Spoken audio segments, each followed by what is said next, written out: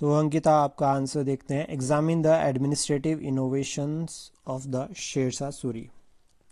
सो dynasty, ठीक है। तो आपने शेरशाह सूरी के बारे में लिखा है, पॉइंट रेलेवेंट लिखे हैं, ठीक है।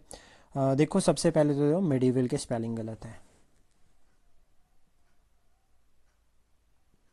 और दूसरी लाइन में नंबर कट होंगे, माइनस में जाएंगे इसके नंबर, स्पेलिंग एरर से नंबर माइनस में जाते हैं, ठीक है। देन उसके बाद Shershah Suri was one of the brilliant ruler of the medieval history. In the भी लिख सकते हो, चलेगा, ठीक है। ही वॉज कैपेबल रूलर, ठीक है। अब उसके बाद देखो, he was capable ruler,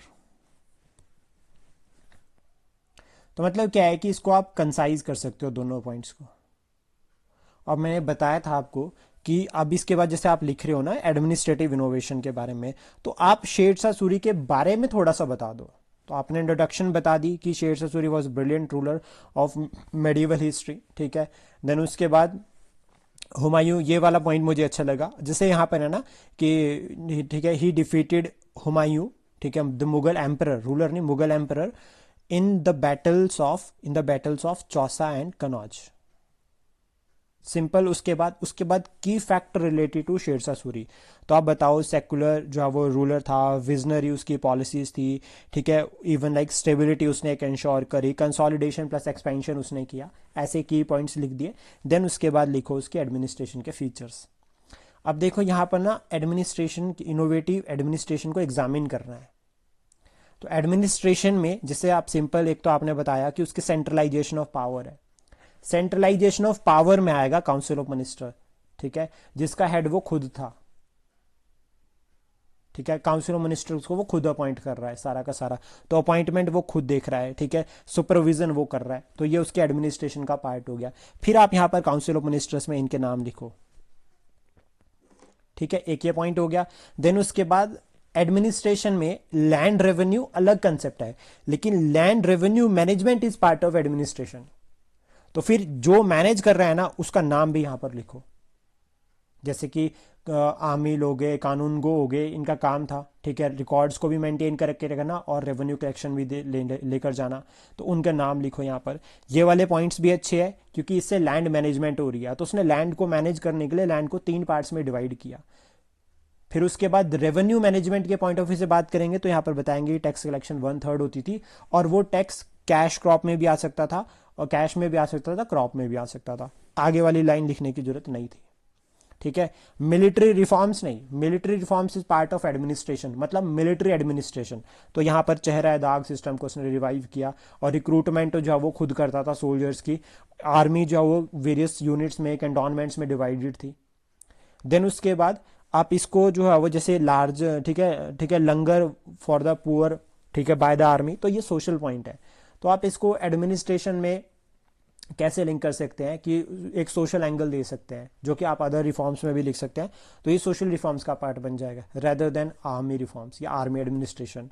then उसके बाद देखो ये जो पॉइंट्स लिखे हैं, peasant welfare, trade and commerce, ठीक है, ये आपका इंट्रोडक्शन ऑफ करेंसी, ये इकोनॉमिक एक तरह से इकोनॉमिक पॉइंट ऑफ व्यू से आप इसको बना सकते हैं। मतलब ये एक एंगल बन सकता है ऐसा उसके एडमिनिस्ट्रेशन में जो कि रेवेन्यू से रिलेटेड ही है, तो ट्रेड एंड कॉमर्स आप वहां पर लिंक कर सकते हैं रैदर देन इसको अलग से लिखने के लिए।